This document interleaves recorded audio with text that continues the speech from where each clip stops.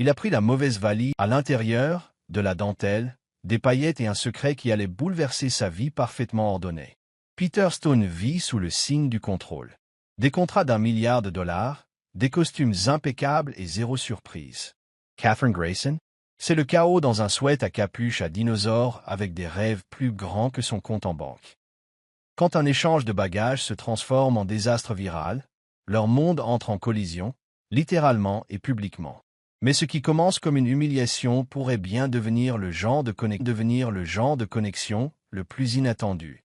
Honnête, brute, et exactement ce qu'aucun d'eux ne cherchait. Deux vies. Une valise. Send emotions in Chevitries. Parfois, l'amour n'arrive pas bien emballé. Bonjour la famille, bienvenue sur True Life Stories. S'il vous plaît, abonnez-vous et laissez-nous un j'aime. Cela compte énormément pour nous. Partagez également cette vidéo avec vos amis et vos proches et activez les notifications de publication pour ne pas manquer nos futures vidéos. Merci de le faire. Installez-vous confortablement et détendez-vous pendant que nous plongeons dans l'histoire. L'écho des pas pressés et des valises à roulettes résonnait dans le terminal, rebondissant sur les carreaux lisses et les murs de verre qui reflétaient le flou des corps en transit. Peter Stone se frayait un chemin à travers la foule comme un homme possédé, ses mocassins de créateur claquant sur le sol, son manteau bleu marine taillé sur mesure flottant derrière lui comme une cape d'entreprise. Sa mâchoire était serrée, son téléphone pressé contre son oreille tandis qu'il aboyait dans le combiné. « Dites-leur que j'arrive dans 5 minutes. Faites-les patienter si nécessaire. Non, faites-les patienter mieux que ça. » La voix à l'autre bout du fil bégaya, mais Peter ne l'entendit pas. Il raccrocha et fourra le téléphone dans la poche de son manteau, scrutant le carrousel à bagages avec une précision militaire. Valise noire. Détail rouge. Simple, élégante, efficace, tout comme lui. Le tapis roulant se mit en marche avec un grincement et les yeux de Peter se fixèrent sur un sac qui tournait vers lui. Noir avec un passepoil rouge sur les bords. Bingo! Il se jeta en avant, l'attrapa comme un linebacker interceptant une passe et fit demi-tour, déjà à mi-chemin de la sortie. Et appela une voix derrière lui. Légère, jeune, mais ferme. « Et, vous, le type en costume ?» Il ne s'arrêta pas. Les réunions n'attendent personne, surtout pas des réunions avec des investisseurs japonais connus pour leur ponctualité et leur discipline. « C'est ma valise. » La voix cria plus fort. « Attendez !» Le claquement de basket martelant le sol se rapprocha. Puis une petite silhouette surgit dans le champ de vision périphérique de Peter. Une jeune femme, début de la vingtaine peut-être, vêtue d'un sweat à capuche bleu délavé avec ce qui ressemblait à des taches de ketchup sur la manche, un chignon désordonné rebondissant follement sur sa tête et un petit sac à dos aux bretelles effilochées. Elle fonça vers lui comme un écureuil sous caféine. « J'ai dit, c'est ma valise, » halta-t-elle, s'arrêtant net devant lui et attrapant la poignée. Peter Franca, less sourcils. Je ne crois pas? Non. Fermetures éclairs rouges, coque noire. C'est la mienne, lança-t-elle, pointant du doigt avec des doigts courts aux ongles rongés. Il tira la poignée vers lui. Écoutez, j'ai une réunion dans 15 minutes. Je n'ai pas le temps pour ça. Et moi, je n'ai pas le temps de remplacer tout ce qu'il y a dans cette valise, aboya-t-elle en tirant avec ses deux mains. Ouvrez-la et vérifiez l'étiquette. Mais il était trop tard pour la diplomatie. L'orgueil et la panique entrèrent en collision. Ce qui avait commencé comme un désaccord ferme se transforma en une querelle de chiffonniers. La valise allait et venait, sa prise glissant sur la poignée alors que les bras musclés de Peter résistaient avec une obstination digne d'une salle de conseil. Des halètements résonnèrent alors que les voyageurs s'arrêtaient pour regarder l'étrange confrontation. « Latches, mademoiselle. C'est vous qui lâchez, espèce de banane en costume. » Puis, zip, un son essuurant. La fermeture éclair céda avec un cri strident et la valise s'ouvrit en plein milieu de la lutte, comme une palourde surprise. Lou Temps ralentit. Une mer de dentelle, de satin et d'absurdité se déversa sur le sol immaculé de l'aéroport. Un éclat de rire fusa d'un adolescent à proximité. Une femme cria et couvrit les yeux de son enfant. Deux employés de compagnie aérienne restèrent bouche bée derrière le comptoir d'enregistrement. Des soutiens-gorge fleuris, des culottes à pois, une chaussette avec le visage de Nicolas Cage, et couronnant comme un trophée au sommet d'une montagne de chaos intime. Un vibromasseur rose fluo tourna sur le carrelage et s'arrêta, lumineux, au pied d'un gentleman aux cheveux gris sirotant un expresso chez Starbucks. Silence de mort, puis un éclat de rire général.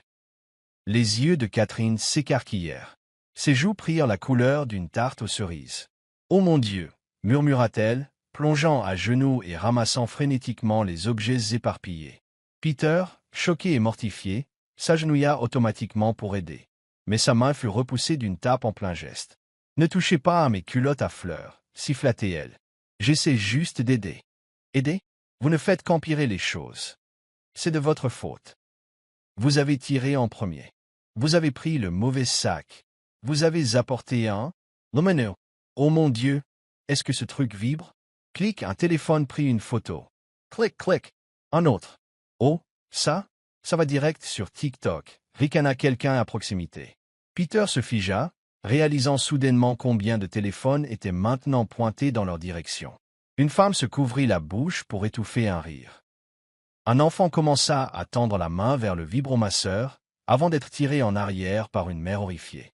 Catherine fourra tout dans la valise éventrée et la referma avec la fureur d'un marteau de juge. « Vous devriez vérifier l'étiquette avant d'attraper le sac de quelqu'un, aime le grand Manitou, fulmina-t-elle, se redressant avec une posture rigide et les poings serrés. Et vous devriez garder ce truc dans un endroit plus discret. » Marmonna Peter, hochant subtilement la tête vers l'objet maintenant à moitié coincé dans la fermeture éclair. Ses narines se dilatèrent. Espèce de mannequin sans armes. Puis, avec un pivot dramatique digne d'une héroïne shakespearienne, elle s'éloigna, traînant la valise blessée derrière elle comme un trophée de la honte. Peter resta figé, entouré de ricanements d'inconnus et d'une attention non désirée. Il regarda sa montre, 9 minutes restantes. Merveilleux. Il tourna les talons et retourna au carrousel en maudissant à voix basse. Là, tournant dans un silence suffisant, se trouvait sa véritable valise, noire avec de subtiles rayures grises et une étiquette en cuir indiquant Paystone. Il l'attrapa en marmonnant pour lui-même. Mais alors qu'il se dirigeait vers la sortie, loin des caméras et de l'humiliation, un petit sourire réticent étira le coin de sa bouche, juste pour une seconde. Cela faisait longtemps que quelque chose, ou quelqu'un, ne l'avait surpris. Le reflet de Peter Stone le fixait dans les portes de l'ascenseur, un col de travers, le plus accablant de tout, une constellation de paillettes incrustées dans les fibres de son costume anthracite. Il passa ses doigts dans ses cheveux, grimaçant alors qu'un minuscule flocon rose en forme d'étoile restait collé à sa paume. Fantastique! On aurait dit qu'il avait perdu un match de lutte avec le bac de bricolage d'un bambin. L'ascenseur sonna et la porte s'ouvrit sur le 22e étage d'Anders Global, le lieu de la réunion. La négociation la plus importante du trimestre pour Peter était une cathédrale de verre et d'ordre. Le sol sous ses pieds brillait, du béton poli, lisse, froid, tout comme ce sur quoi il avait bâti sa réputation. Une réceptionniste apparut presque instantanément, tout en posture impeccable et sourire robotique. « Stone, bienvenue. Par ici, s'il vous plaît. Monsieur Hiroshi et son équipe vous attendent. » « Bien sûr, répondit-il avec ce demi-sourire charmant qu'il perfectionnait pour les salles de conseil et les séances photos.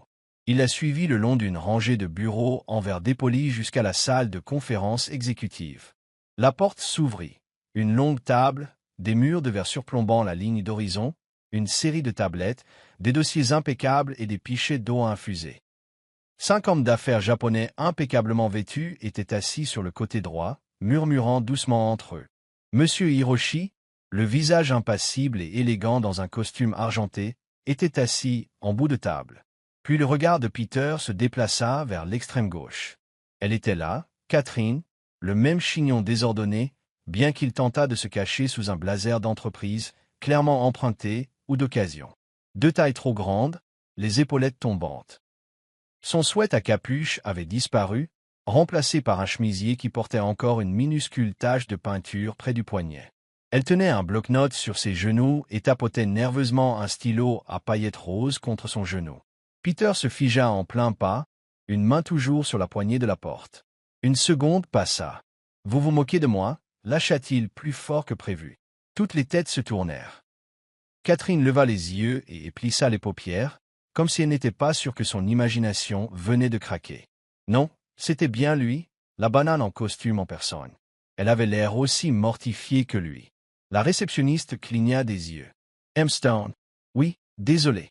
Peter s'éclaircit la gorge et entra dans la pièce, ajustant sa cravate comme si cela pouvait l'aider à ravaler le tourbillon d'incrédulité. Monsieur Stone, dit un interprète chaleureusement. Hiroshi attend avec impatience votre présentation. Merci, dit Peter avec un sourire crispé, les yeux revenant sur Catherine. Il se dirigea vers son siège, mais fit un léger détour pour se pencher près d'elle. « Qu'est-ce que vous faites ici » murmura-t-il les dents serrées. « Je suis une intérimaire, répondit-elle en souriant gentiment pour les apparences. Vous savez, sténo, café, gestion de crise quand un PDG perd la tête pour une valise pleine de sous-vêtements. Vous êtes une stagiaire. Je suis secrétaire. Temporaire.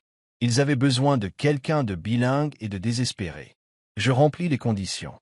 Parfait, dit-il, tirant sa chaise et s'asseyant à côté d'elle. Notez ceci. Peter Stone a perdu la raison après avoir revu la reine des sous-vêtements. Catherine roula des yeux. Vous voulez dire, vous, celui qui a arraché ma valise comme une grue de construction et a exposé mes dessous à un public international. Celui-là même. Ricana Peter. C'est de votre faute. Je suis maintenant en tendance sous le nom de Lacé Peter. Bien fait pour vous.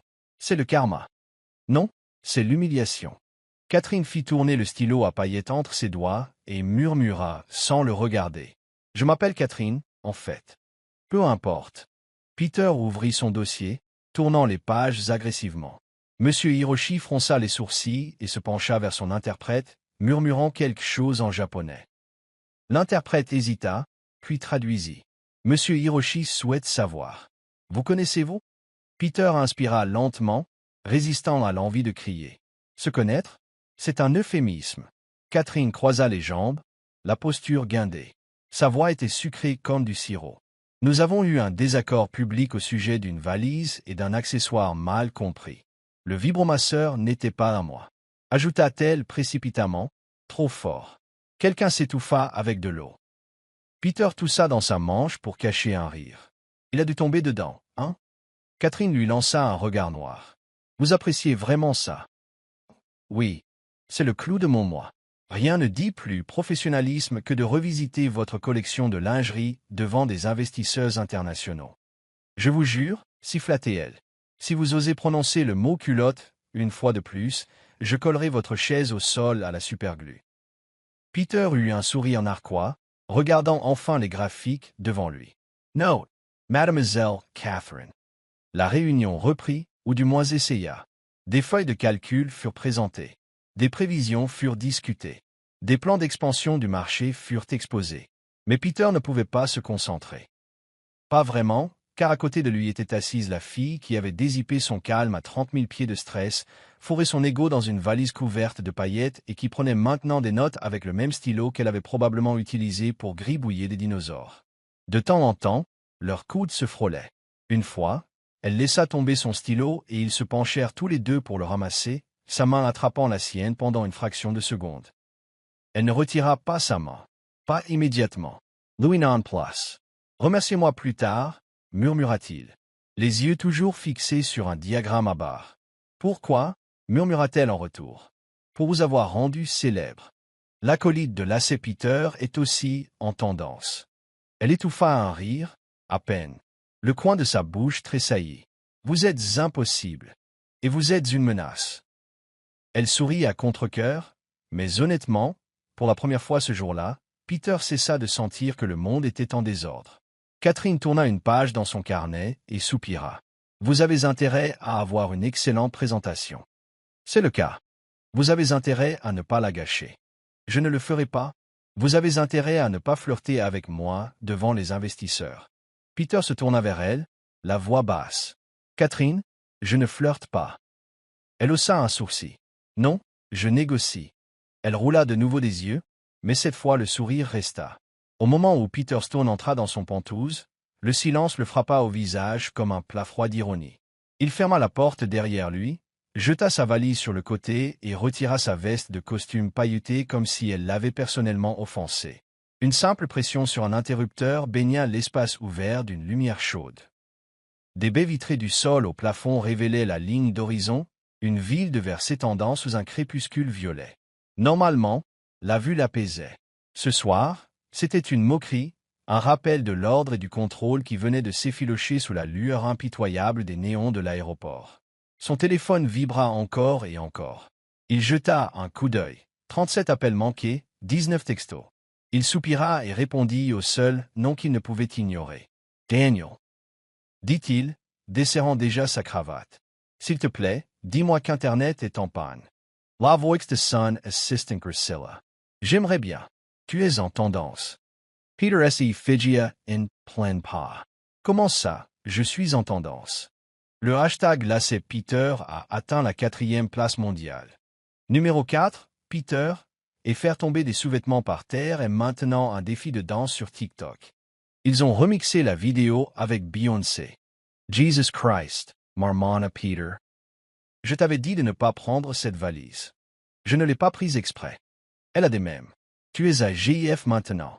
Un ou ton visage se fige quand le vibromasseur roule. Celui-là est viral. Peter se dirigea vers la cuisine, ouvrit le réfrigérateur, fixa l'intérieur sans rien y trouver qui lui plaise et le referma. Gestion de crise. Maintenant, appelle Marla des relations publiques. Efface tout ça. Marla est déjà en train de rédiger une déclaration. Fais en sorte que ça paraisse humble. Tu ne fais pas dans l'humilité. Je m'y mets maintenant. Compris. Et Peter, cette fille, Catherine, elle gagne des abonnés rapidement. Quelqu'un a trouvé sa boutique Etsy. Les ventes explosent. Il y a même une rumeur selon laquelle elle serait le nouveau visage d'une marque de lingerie indépendante. Peter grogna et s'effondra sur son canapé en velours, les bras tombant sur les côtés comme un homme touché en pleine bataille. Dis-moi que tu plaisantes. Elle a participé à 2 podcasts depuis midi. Elle a du merch, Peter, du merch. Ses fans t'appellent un méchant capitaliste avec de superbes pommettes. Des superbes pommettes. Honnêtement, ils n'ont pas tort. Il raccroqua. La pièce était de nouveau silencieuse, à l'exception du bourdonnement de sa propre indignation.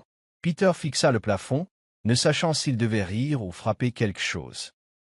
Au lieu de cela, il attrapa la télécommande et alluma la télévision. C'était là. Quand les PDG dérapent, une histoire de bagages à l'aéroport se transforme en mine d'or virale. Écran partagé. L'expression horrifiée de Peter alors que le vibromasseur faisait sa grande première à l'aéroport. La queue de cheval sauvage de Catherine en pleine charge et un arrêt sur image de la lutte, comme si c'était une affiche promotionnelle pour une comédie romantique. Il coupa les volumes. Le lendemain matin, café à la main, Peter était assis à son îlot de cuisine, lisant des documents juridiques qui semblaient soudainement sans importance. Son ordinateur portable sonna avec un autre titre. La fille à la lingerie et le PDG. Véritable amour ou canular de relations publiques. Amour. Il faillit s'étouffer avec son expresso. Non, absolument pas. Elle était le chaos enveloppé dans des imprimés de dinosaures en coton. Un désordre ambulant et parlant. Elle était imprévisible, désorganisée, émotive, bruyante. Tout ce qu'il avait méticuleusement retiré de sa vie. Mais elle était aussi drôle, sans filtre, étrange d'une manière qui le faisait se pencher vers elle, et non s'en éloigner. Et bon sang, elle était bien dans ce sweat à capuche ridicule. Peter ferma brusquement l'ordinateur portable et attrapa son manteau. Il la trouva dans un petit café de Brooklyn, assise près d'une fenêtre, penchée sur un carnet de croquis avec un café de la taille d'un bambin devant elle. L'endroit sentait l'expresso brûlé et les croissants aux amandes. Une petite cloche tinta lorsqu'il entra. Catherine ne leva pas les yeux au début. Elle dessinait quelque chose, peut-être quelqu'un. Il fit un pas en avant, s'éclaircissant la gorge. « Si c'est le siège de votre fan club, je veux un remboursement. » Elle leva les yeux, surprise. Puis elle sourit. Un petit sourire réticent, mais un vrai. « Êtes-vous venu me jeter des paillettes en personne ?» Peter soupira et s'assit en face d'elle. « Vous appréciez ça, n'est-ce pas? » « Oh, immensement. Les gens pensent que nous sortons ensemble. »« Je sais, de Gautant. » Il la fixa. « Je suis ici pour négocier. »« Avec moi? »« Oui, nous devons de nouveau travailler ensemble. » Monsieur Hiroshi a été impressionné par la présentation. Il a demandé que nous soyons tous les deux impliqués dans la phase 2. Catherine Sirota Sun Café, E.T., Hausa, Unsourcel. Alors, vous m'avez traqué pourquoi? Me soudoyer pour que je me taise? Me faire porter un costume et promettre de ne plus vous embarrasser? Mon Dieu, non, je ne suis pas si stupide. Alors pourquoi êtes-vous vraiment ici? Peter la regarda un long moment, puis dit quelque chose que même lui ne s'attendait pas à dire. Je veux savoir ce qui pousse une personne à apporter un vibromasseur lumineux à l'aéroport. Elle faillit recracher sa boisson en riant. Il était dans la poche latérale. Je ne savais même pas qu'il était là. Je gardais la maison de ma sœur. Bien sûr, transporter de l'ego dans une valise, et moi je transporte du chaos. Nous sommes quittes. Peter se pencha en arrière. Pourquoi êtes-vous vraiment intérimaire, Catherine? Vous n'êtes pas juste une secrétaire. Elle ne répondit pas immédiatement. Au lieu de cela, elle prit son carnet de croquis et le tourna vers lui. Un dessin, simple, brut, émouvant. Un café avec des étagères de livres et des murs remplis de croquis encadrés. Une petite enseigne au-dessus de la porte. Catherine and Grounds. Mon rêve, dit-elle doucement. Un jour, si jamais j'arrive à dépasser le stade où je peux à peine payer mon loyer. Peter l'étudia. Puis doucement. Ce n'est pas mal. Vous n'êtes pas mal, marmonna-t-elle. Il leva les yeux. Elle rougit. Je veux dire, quand vous n'êtes pas un crétin arrogant. Ils se fixèrent une seconde de trop. Dehors, la pluie commença à crépiter contre la fenêtre. À l'intérieur, l'air s'épaissit, non pas de tension, mais de quelque chose d'autre. Quelque chose de nouveau. Peut-être que nous travaillons mieux ensemble que nous le pensons, dit Peter. Catherine haussa les épaules, mais son sourire la trahit. Nous verrons. Gardez simplement vos mains loin de ma valise. Peter eut un sourire narquois. Marché conclu. Mais si je suis de nouveau en tendance, je vous poursuis pour détresse émotionnelle. Vous devrez faire la queue. Cela faisait 2 jours que Peter Stone s'était retrouvé assis dans un café de Brooklyn, regardant Catherine gribouiller ses rêves dans un carnet à spirale. 2 jours qu'il avait vu son sourire narquois s'adoucir en quelque chose de pensif, presque mélancolique. Et 2 jours qu'il avait réalisé que la fille vive et pleine d'esprit, avec ses stylos à paillettes et son énergie chaotique, occupait d'une manière ou d'une autre plus d'espace dans sa tête que n'importe quelle fusion, analyse de marché ou acquisition. Il était maintenant assis à une petite table d'angle à Cedar & Sage, un café local avec des banquettes en cuir craquelé et des ampoules Edison suspendues bas sur des chaînes rouillées. Ce n'était pas son genre d'endroit, trop chaleureux, trop bruyant, trop rempli de conversations qui ne concernaient pas les affaires. Mais Catherine l'avait choisi, ce qui le rendait apparemment parfait. Elle arriva avec 6 minutes de retard, jonglant avec un carnet de croquis, 2 thés glacés et un sac en bandoulière rempli de Dieu sait quoi. Un crayon était glissé derrière une oreille, et une tache rose barrait l'arête de son nez comme une peinture de guerre. Désolé. Le train s'est arrêté sans raison, comme s'il faisait une sieste. Peter cligna des yeux. Vous avez pris le train? Ouais, parce que je ne suis pas un milliardaire avec un service de chauffeur et un parfum qui sent l'intimidation de salle de conseil. Il eut un sourire narquois. Vous pouvez sentir le succès. Je peux sentir la sueur et les sièges en cuir. Catherine glissa un thé vers lui et s'installa sur le siège en face, sortant instantanément son carnet de croquis et l'ouvrant comme un magicien préparant un tour. Alors, Hiroshi veut une autre présentation, dit-elle en tapotant son stylo contre la table. Et vous voulez qu'elle soit impressionnante. Elle doit l'être, répondit Peter en ajustant ses poignets. Leur équipe évalue un partenaire de distribution majeur. Je dois présenter une campagne culturellement mixte qui respecte la tradition japonaise, mais qui plaît aussi aux marchés occidentaux. Elle plissa les yeux vers lui. Vous avez besoin de narration. J'ai besoin de chiffres. Vous avez besoin de narration, répéta-t-elle plus lentement, comme si elle s'adressait à un enfant particulièrement têtu. Il ouvrit la bouche pour protester, mais elle feuilletait déjà son carnet de croquis. On ne vend pas des produits, Peter. On vend des idées, une identité, des valeurs. Et on ne séduit pas des gens comme Hiroshi avec des diagrammes à barres. On les séduit avec du sens. Il se pencha en arrière, les sourcils levés. Vous citez la théorie du marketing maintenant. Non, J.E. Simon Père. Quelque chose changea dans sa voix, juste un peu. Il tenait une librairie ou magasin de fournitures d'art dans le Queens. Il disait toujours, les gens n'achètent pas des pinceaux, Gracie. Ils achètent le rêve de peindre quelque chose qui vaille la peine de s'en souvenir. Peter pencha la tête. Elle a l'air intelligent. Il l'était, dit-elle doucement, puis elle serra son carnet de croquis contre sa poitrine. Il est décédé il y a 3 ans. Cancer du poumon. Il n'a jamais fumé un seul jour de sa vie. Je suis désolé. Catherine hoqua la tête. C'était rapide, laid et cher.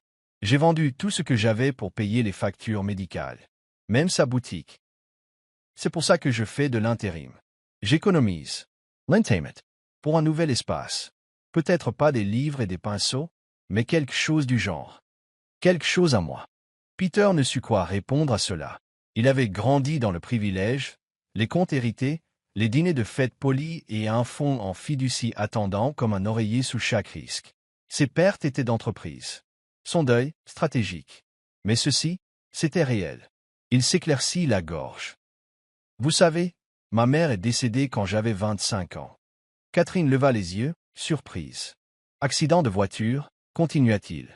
Les médias ont tourné comme des vautours. L'épouse mondaine d'un magnate de la technologie meurt dans un accident tragique. C'était partout. Je l'ai enterrée devant les caméras. Catherine cligna des yeux. Mon Dieu, c'est horrible. Il hocha la tête. Après ça, j'ai construit des murs. Un emploi du temps, une structure, une discipline. Je me suis dit que si je pouvais tout contrôler, rien ne ferait plus aussi mal. Silence. Elle tendit la main sans réfléchir et la posa sur la sienne, juste brièvement. C'était doux, chaud et complètement sans cérémonie. Puis elle fut partie. Je comprends, dit-elle. Le contrôle est plus facile que l'espoir.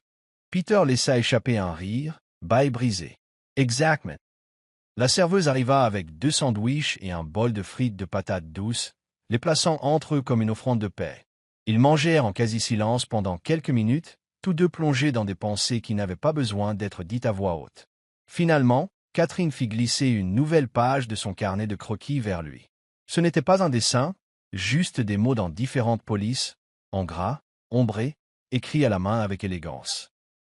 Un concept, un message, tisser des liens entre les histoires, quand l'innovation honore la tradition, une campagne pour l'unité dans l'évolution, une gamme de produits ancrés dans le respect. Peter la fixa, quelque chose de chaud picotant au bord de sa poitrine. Ça, murmura-t-il, c'est vraiment bien. Catherine Hauser, Les Apples. Ce n'est pas fini. Non, c'est parfait. Il leva les yeux vers elle, dans ses yeux, sans chercher de sarcasme ni attendre une chute, mais la regardant vraiment. Elle n'était pas polie. Elle n'était pas préparée, mais elle était réelle. « Comment faites-vous ça » demanda-t-il doucement. « Quoi » Tirer du sens de rien. Catherine Surratt. « Ce n'est pas rien, dit-elle. C'est juste que ça attendait que quelqu'un le voie. » Plus tard dans la nuit, alors que Peter montait dans sa voiture de fonction, carnet de croquis en main, il ressentit quelque chose d'étrange. Ce n'était pas de l'adrénaline. Ce n'était pas de la nervosité. C'était de l'inspiration. Pour la première fois depuis très, très longtemps, il ne se contentait pas de construire une campagne. Il commençait à se reconstruire. Peter ajusta ses boutons de manchette pour la 3e fois.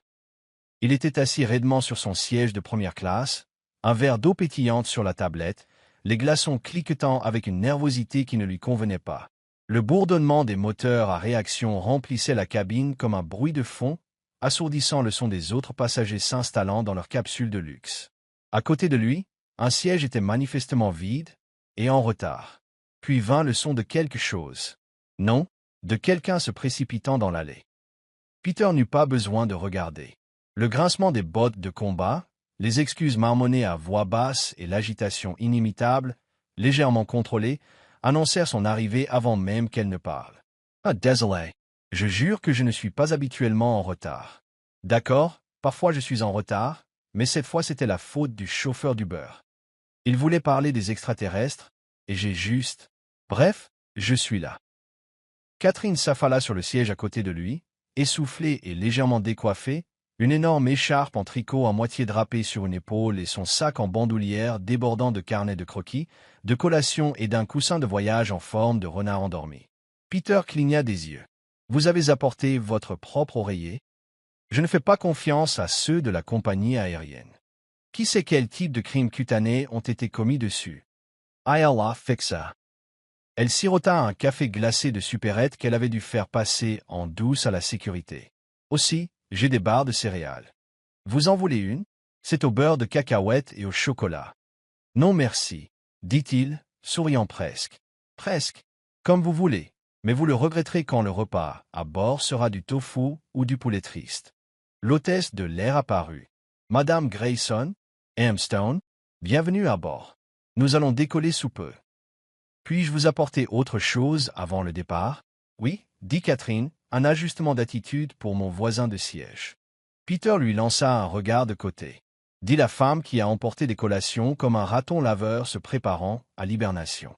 L'hôtesse cligna des yeux, ne sachant comment réagir. Catherine lui adressa un sourire rassurant. Nous sommes collègues, pas ennemis. Plus maintenant, acquiesça Peter. Pour l'instant.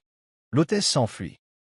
Rapidement, alors que l'avion quittait la porte d'embarquement, la mâchoire de Peter se resserra. Catherine le remarqua. Vous détestez voler? Non, dit-il. Je déteste perdre du temps en transit. Waouh, si romantique, ouais. Vous devez être amusant en vacances. Je ne prends pas de vacances. Elle se tourna complètement vers lui. Vous ne prenez pas de vacances? Jamais? Je travaille. Catherine laissa échapper un soupir dramatique et se pencha en arrière. Cela explique tant de choses. Vous n'avez pas souri depuis une semaine, sauf si c'était légalement requis. Peter l'ignora et sortit sa tablette, ouvrant les fichiers de la campagne. Catherine, imperturbable, ouvrit son sac et en sortit un carnet de croquis, un stylo à paillettes violettes et un paquet de bonbons acidulés. Le silence s'étira entre eux, rempli du grondement des moteurs et de cliquetis de plateaux occasionnels. Au milieu du vol, des turbulences se firent sentir. Pas violentes, mais assez pour renverser l'eau de Peter sur sa manche. Bon sang, marmonna-t-il en attrapant une serviette. Catherine se mordit la lèvre pour ne pas rire. Oh non, de l'eau. Votre bouclier d'entreprise est compromis. Il lui lança un regard noir. Elle haussa les épaules. Ce n'est pas grave. J'ai un pull de rechange si vous en avez besoin. Il a des chats avec des lunettes de soleil. Très professionnel. Il tamponna sa manche, puis, de manière surprenante, rit. Pas un sourire narquois. Un vrai rire, court, presque embarrassé. Catherine pencha la tête. C'était quoi, ça? Quoi? Ce son. Était-ce de la joie? Très drôle. Je ne plaisante pas. Ça vous va bien. Il cligna des yeux, pris au dépourvu. Puis son expression se transforma en quelque chose de plus calme. Ils restèrent ainsi un moment. Ni plaisantantes, ni parlantes. Juste deux personnes dans une boîte en métal pressurisée quelque part au-dessus du Pacifique, assises plus près qu'elles ne l'avaient prévu. Après le dîner, les lumières s'éteignirent. Les passagers se couvrirent de couvertures, les masques de sommeil descendirent comme des rideaux, et un silence tomba sur la cabine. Peter, essayant de dormir, bougea sur son siège. Il n'était pas habitué à être aussi immobile, mais quelque chose attira son attention. Catherine s'était recroquevillée sur son siège, des écouteurs dans les oreilles, son coussin de voyage en forme de renard soutenant sa tête inclinée alors qu'elle dessinait dans la pénombre. Son visage était serein, absorbé. Une mèche de cheveux tomba sur ses yeux. Elle l'écarta sans y penser. Peter observa le mouvement, lent et inconscient.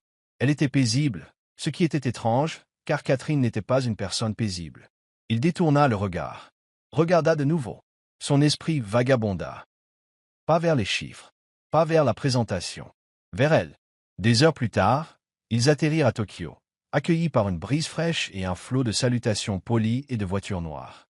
Le chauffeur les conduisit rapidement à l'hôtel, une tour de luxe avec des sols en marbre poli et un personnel qui s'inclinait si profondément que cela mettait Peter mal à l'aise.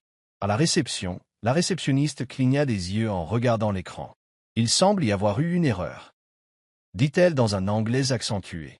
Une seule chambre sous la réservation de votre entreprise. Une suite. Les yeux de Catherine s'écarquillèrent. Pardon, comment ça? La machoire de Peter s'écrispa. Ce n'est pas possible. Nous avons réservé 2 chambres. Un seul nom sur la réservation de la suite exécutive.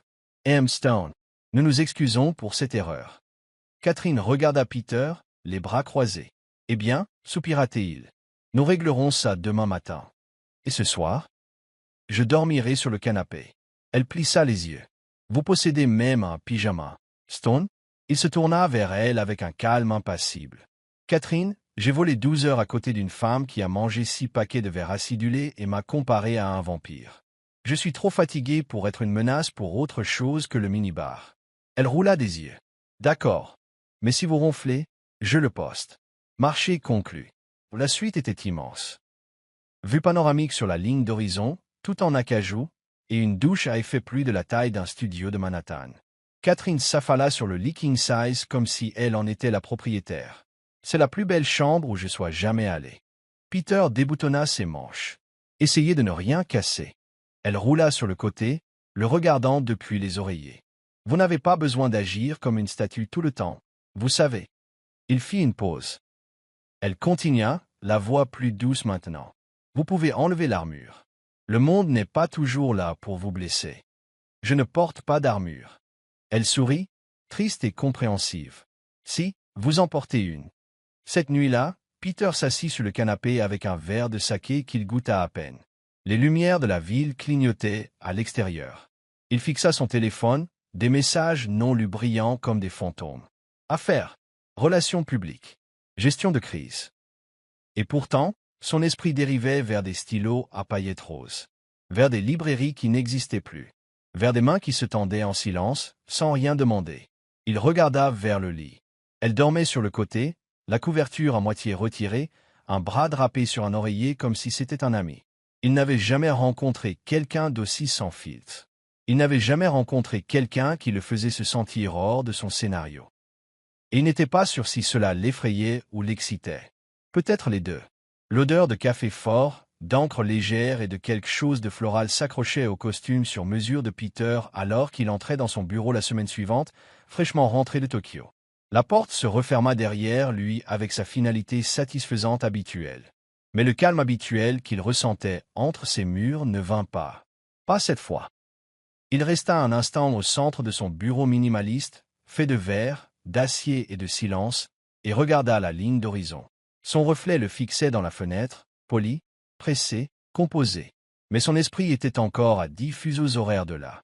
Catherine avait quitté Tokyo 2 jours avant lui. Elle a dit que c'était à cause de son emploi du temps d'intérimaire. Quelque chose à propos de manquer trop de quarts de travail. Mais Peter soupçonnait qu'elle avait besoin d'espace. Il ne lui en voulait pas.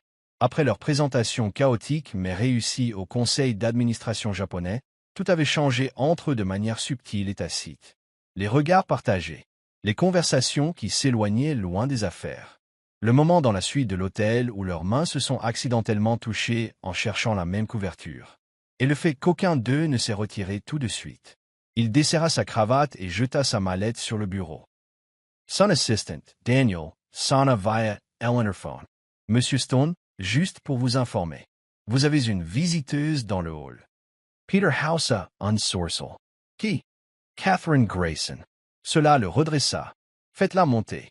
Il avait à peine fini de redresser sa cravate que l'ascenseur sonna.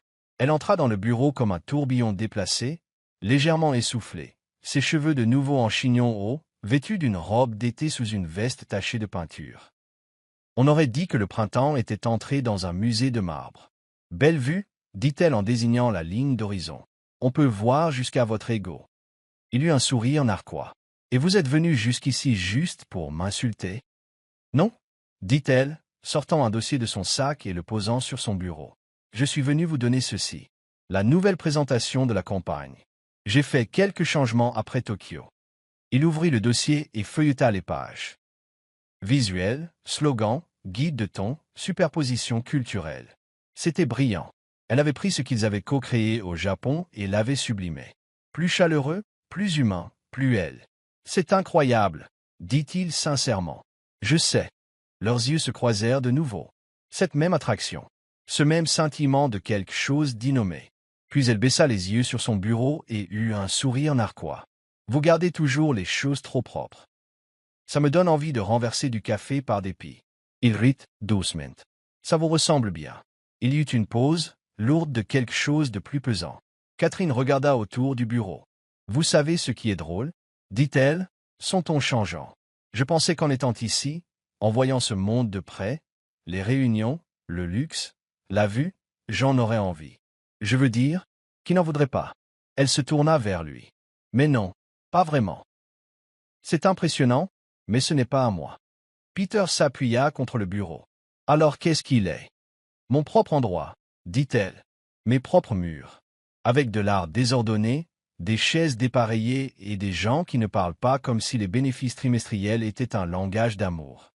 Il sourit lentement, toujours en train de penser à ce café. Tous les jours. Attends, pourquoi ne pas le faire? Parce que les rêves coûtent de l'argent et que le loyer est un rêve fiévreux capitaliste, dit-elle sèchement.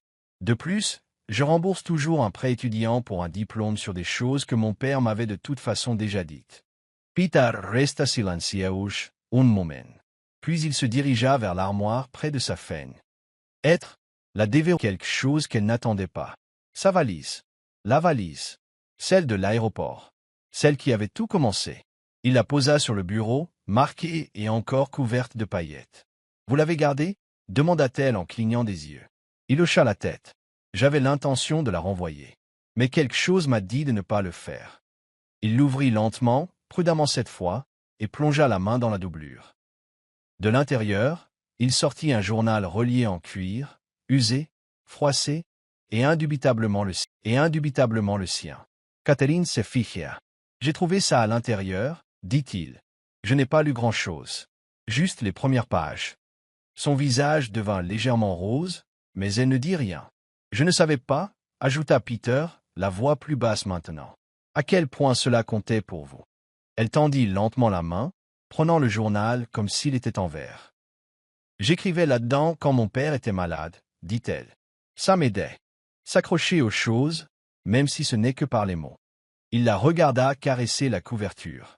Son expression était un mélange de fierté et de douleur. « Vous avez écrit quelque chose là-dedans, » dit-il, sur le désir de passion plutôt que de perfection. Elle hocha lentement la tête. « Je pense que vous l'avez déjà, » dit-il. Cela la prit au dépourvu. Elle leva les yeux. « Vous avez juste besoin de quelqu'un qui y croit aussi. » Catherine le fixa, ne sachant que dire. Mais le moment n'avait pas besoin de mots. L'air s'était de nouveau épaissi.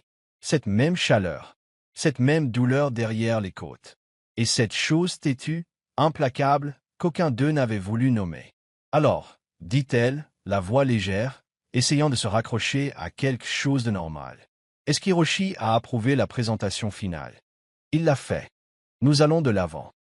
Campagne mondiale.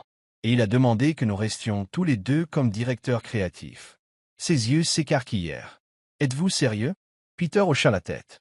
Je n'ai jamais eu de titre auparavant, murmura-t-elle. Vous en avez un maintenant, dit-il. Puis doucement, à moins que vous ne décidiez d'ouvrir ce café à la place. Elle baissa les yeux, partagée, puis leva les yeux vers lui. Vous pensez que je pourrais vraiment le faire? Je pense que vous avez déjà commencé, dit-il. Vous ne le saviez tout simplement pas. Leurs yeux se croisèrent de nouveau, cette fois sans armure, sans sarcasme, sans couche restante. Un moment s'étira, assez long pour contenir quelque chose de fragile entre eux. Puis Peter sourit, juste un peu. Au fait, je ne suis toujours pas remis de l'histoire du vibromasseur. Catherine laissa échapper un rire essoufflé. Continuez d'en parler, et je vais le nommer d'après vous. Il pencha la tête. Peter le rabat-joie d'entreprise, termina-t-elle. Ils rirent tous les deux cette fois. Et ce n'était pas gênant. C'était une libération. Il fit un pas de plus. Alors, puis-je investir? Demanda-t-il. Dans quoi? Dans Catherine et Grund. Elle cligna des yeux. Mon argent. Votre vision. Sans condition. Juste une conviction. Pour une fois, elle n'eut pas de répartie. Seulement un sourire tranquille qui atteignit ses yeux. Vérifiez l'étiquette la prochaine fois, murmura-t-elle. Il se pencha légèrement. Je l'ai fait. Le matin était gris, du genre couvert qui drapait New York comme une pensée lourde. La pluie crépitait doucement contre les fenêtres du bureau de Peter Stone, projetant des ombres ondulantes sur les sols polis. Il était assis seul, penché en arrière sur sa chaise, une main tournant distraitement un stylo en argent entre ses doigts tandis que l'autre reposait sur un dossier en manille fermée. Son bureau, normalement une forteresse de productivité, était inhabituellement nu. Pas d'ordinateur portable allumé. Pas de tasse de café cliquetante. Juste le stylo. Et une valise. Sa valise. Elle était restée dans le coin de son bureau depuis plus d'une semaine, une relique gênante et pailletée qu'il n'avait pas eu le cœur de jeter ou de rendre. Jusqu'à maintenant. Peter fit rouler sa chaise plus près, tira la valise devant lui et l'ouvrit. Lentement. Prudemment. Pas d'envolée de dentelle cette fois. Juste un léger grincement et l'odeur de vieux papier et de lavande. Il commença à déballer le contenu. Pas grand-chose. Juste quelques affaires que Catherine avait oubliées ou laissées derrière elle. Une écharpe froissée. Un carnet de croquis à moitié utilisé avec une tache d'encre sur le bord inférieur. Une trousse à fermeture éclair cassée remplie de crayons de couleur, certains usés jusqu'au trognon. Et puis, niché contre la couture intérieure comme un secret plié dans le tissu, il le trouva. Un deuxième journal. Pas celui qu'il avait vu auparavant. Pas celui qu'elle gardait comme une relique de son père. Celui-ci était plus fin, couvert de dénime délavé avec un seul écusson brodé sur le devant. Une petite valise dessinée à la main, cousue de manière inégale. Il hésita. Un instant, il le tint simplement, le pouce caressant les bords. Puis il l'ouvrit. La première page était. Elle n'avait pas de titre, mais n'en avait pas besoin. Chose que je construirai un jour, même si personne n'y croit. Un café avec une petite étagère de livres dans les toilettes. Un menu écrit à la craie par quelqu'un qui ne sait pas épeler cappuccino correctement. Un mur de tasses dessinées à la main. Une pour chaque client. Un coin tranquille, pour les gens qui veulent être seuls mais pas solitaires. Un carnet de croquis à chaque table. Une étagère pour les livres donnés. Une étagère pour les histoires des gens.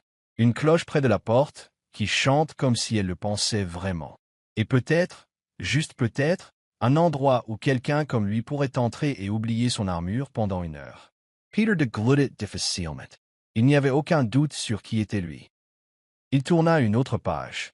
Un gribouillage rapide et désordonné d'un homme en costume élégant tendant la main vers une tasse fumante sur laquelle était écrit « Ressens quelque chose ».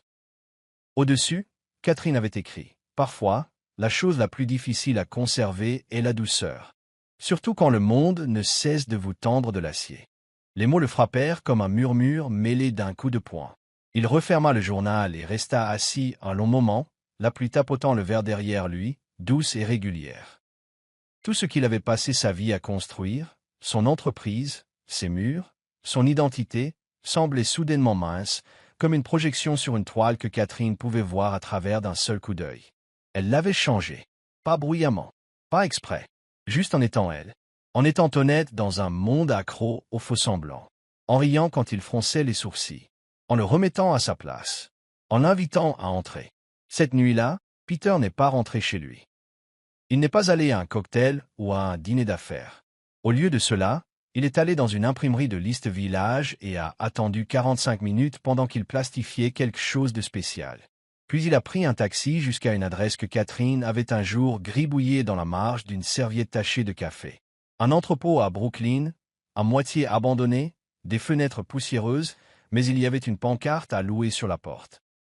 Il resta debout devant pendant un long moment, la main dans la poche de son manteau, le journal pressé sous son bras. Puis il sortit un marqueur noir, et sur la porte en verre poussiéreuse, en grandes lettres audacieuses, il écrivit « Catherine et Grund, ouverture prochaine ». En dessous, il dessina une petite tasse de café de travers. Et en dessous, nous ne sommes pas encore ouverts, mais les lumières sont allumées. Une offrande silencieuse. Il retourna à son appartement bien après minuit, enleva ses chaussures et laissa tomber les clés sur la table. La valise était à côté de la porte. Toujours ouverte. Toujours la sienne. Il ne la ferma pas.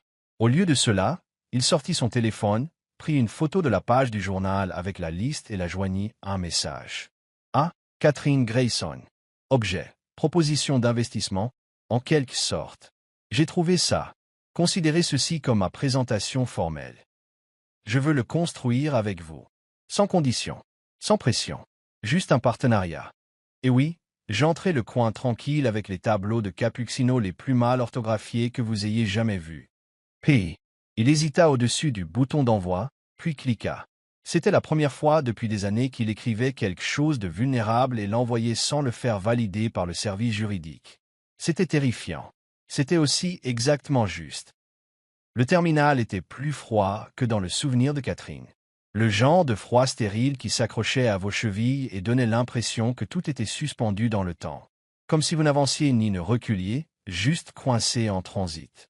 Les aéroports lui avaient toujours semblé liminaires, comme la salle d'attente de l'univers. Elle serra sa carte d'embarquement, les doigts recroquevillés sur le papier imprimé. Un bagage à main était à ses pieds, sa fermeture éclair un peu tordue.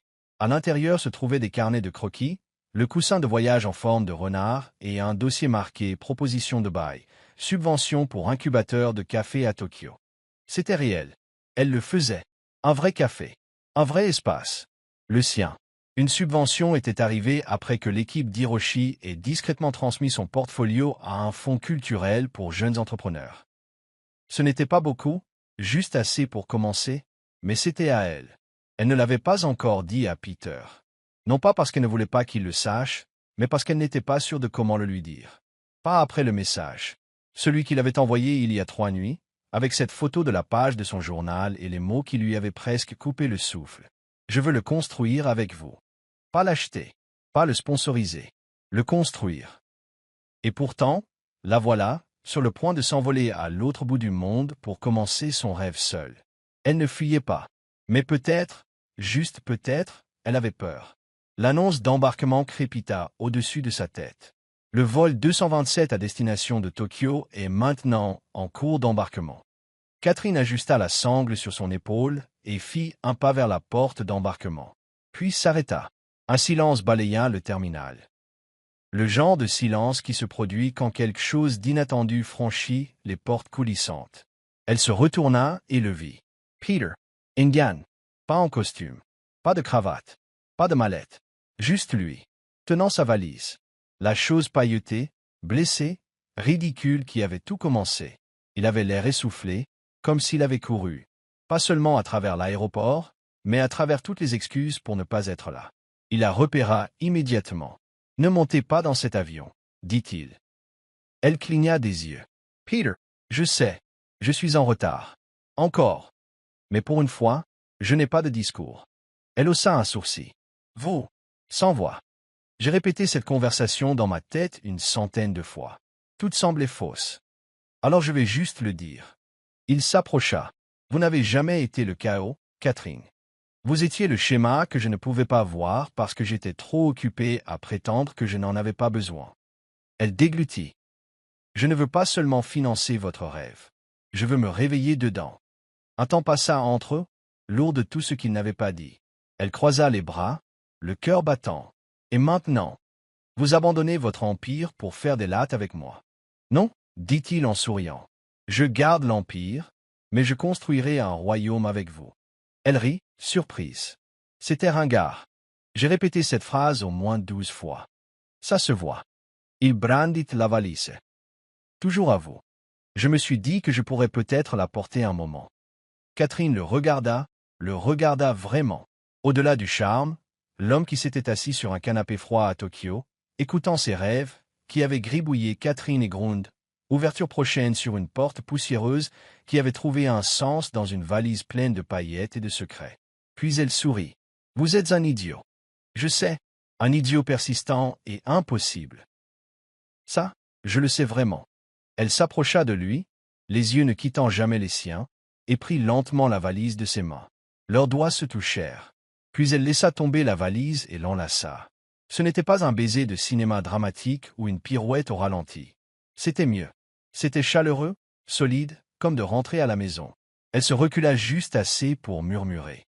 « Si vous portez mes bagages, sachez qu'ils viennent avec des paillettes et des monologues émotionnels. » Il sourit. « J'ai apporté un rouleau anti-peluche et un thérapeute. » Elle rit fort, sans filtre. Il se tenait au centre du terminal, entouré d'inconnus qui remarquaient à peine que quelque chose de discrètement monumental venait de se produire. L'agent d'embarquement appela le dernier appel. Catherine regarda vers la porte, puis de nouveau vers lui. « Et maintenant ?» Peter se mit à côté d'elle, glissant sa main dans la sienne. « Maintenant, dit-il, nous commençons par un café. Et après ça, ce qui viendra, ensemble. » Ils s'éloignèrent de la porte d'embarquement, la valise cahotant derrière eux sur une roue légèrement cassée. Et quelque part au-dessus d'eux, le tableau des départs clignota. Mais pour la première fois depuis très, très longtemps, ils n'allaient nulle part. Ils étaient arrivés. Nous sommes arrivés à la fin de l'histoire. J'espère que vous l'avez apprécié. Laissez un j'aime et abonnez-vous à ma chaîne YouTube pour plus d'histoires intéressantes.